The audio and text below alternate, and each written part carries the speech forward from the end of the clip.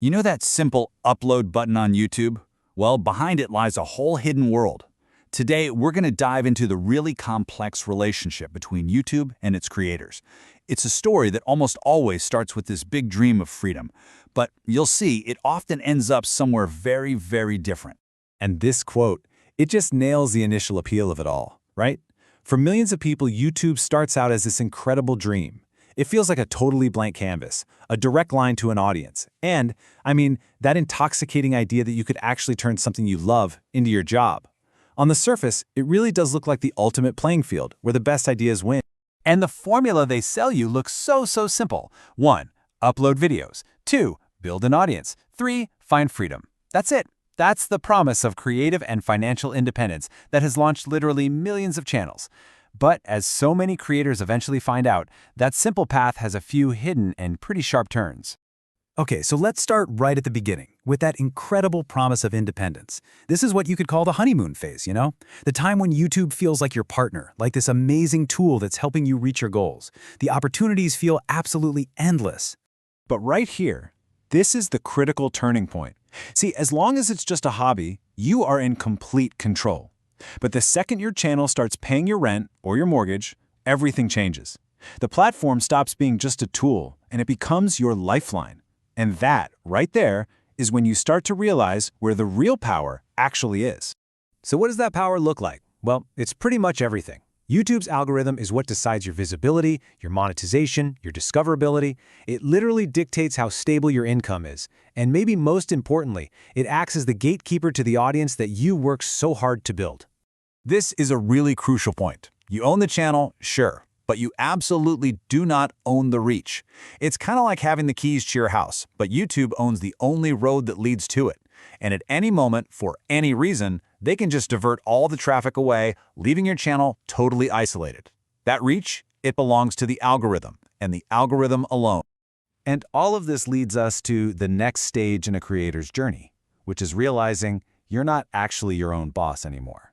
You now work for a new kind of manager, one that's totally invisible, completely silent, and unbelievably powerful.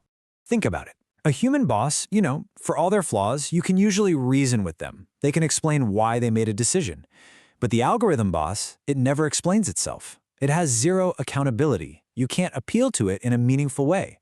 It's just this silent, invisible force that can promote you one day and basically fire you the next without ever telling you why. And this is why creators spend so much time trying to guess what it wants, just obsessively testing thumbnails and titles, trying to reverse engineer the mind of their invisible boss. So, 90%, what does that mean?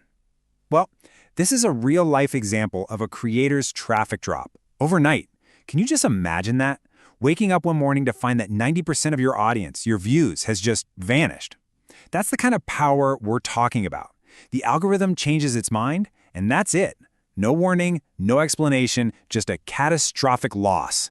So when you're living with that kind of constant uncertainty, it leads you right into what we call the monetization trap. This is the point where that initial joy of just making stuff gets replaced by this constant low-grade fear that you're about to do something wrong. And this list, this is basically the internal monologue that runs through a creator's head all day long. Every single decision gets filtered through this lens of fear. Am I allowed to say that? Is this video going to get demonetized? Is this topic safe? What about the advertisers? Will they hate this? Is the algorithm going to punish me for this upload? Suddenly, creativity isn't the priority anymore. Compliance is. And this is where the system is kind of genius, at least from YouTube's point of view. They don't actually need to rule with an iron fist. They don't have to police every single creator. Instead, they've built a system where creators start policing themselves. You start to self-censor. You play it safe, not because anyone told you to, but because you know your survival, your income, depends entirely on keeping that algorithm happy. So, you might be thinking, okay, if it's so bad, why don't creators just leave? It's a fair question, right? If it's really that stressful and that unstable, why would anyone stick around? And it seems like a simple choice on the surface, but the reality is, it's so much more complicated than that. Here's why it feels impossible. Leaving YouTube isn't just quitting a job. Your entire audience, your community, it only exists on that platform. Your income, your livelihood depends on it. And for a lot of creators, their whole identity is tied up in their channel. So walking away from all that, it literally means starting over from zero. The price of freedom just feels way too high. But look, it's not a completely hopeless situation. There is a way out. So let's talk about the solution. How do creators actually break free from this cycle and move from being dependent to being truly independent? This is the real path to breaking those digital chains.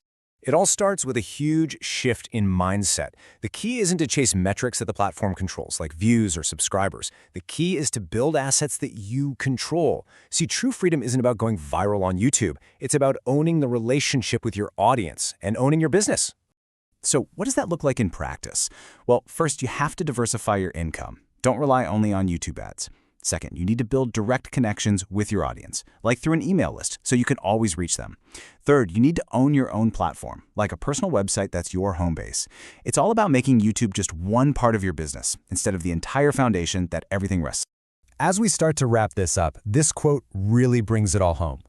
The greatest form of control isn't force, it's dependence.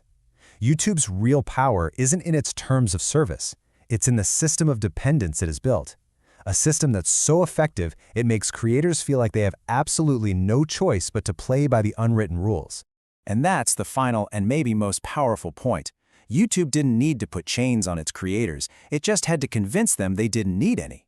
The whole system works by making dependence feel like freedom, convincing creators that they're the ones in charge, right up until that awful moment they discover they're not.